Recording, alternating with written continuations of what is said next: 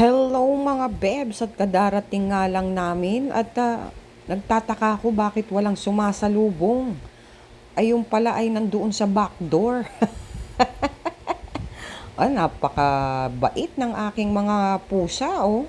Nandyan lang sila at nag-aabang lang din. Andito pala ang mga aso ko, mga bebs. Wala pala sila doon kaya nagtataka ako kung bakit walang sumalubong. At kung bakit sila tuwan-tuwa ay siyempre gutom na sila. At eto nga may nabili kaming damit para kay Vanessa at para kay Chiki. Nabili ko yan sa DIY mga bebs. Pero meron din yan sa online pero hindi ko masyadong makita ang size doon. Hindi katulad diyan pagka nakikita mo ay makikita mo ang size. So ito alam ko XS ito at kasyang-kasya sa kanila. So malalaan natin kung talagang kasya nga.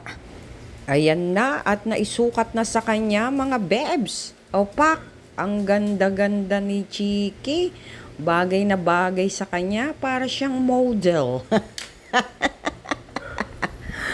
Feel na feel niya rin ang damit niya mga bebs at parang nagustuhan din naman niya.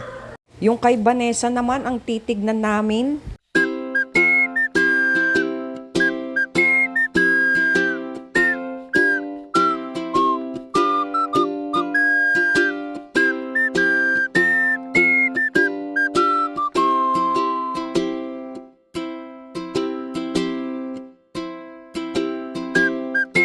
At susunod nga itong kay Vanessa naman ang isusukat natin kung sakto lang ba sa kanila yung XS at napakalaki ng ulo nito parang may hydrocephalus.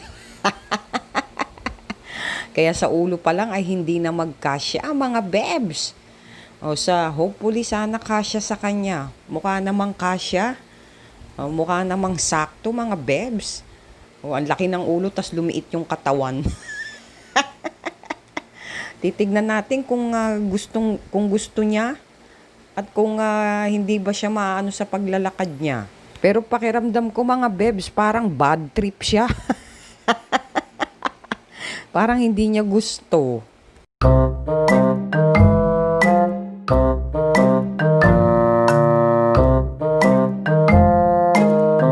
Sumama ang muka at hindi na makagalaw.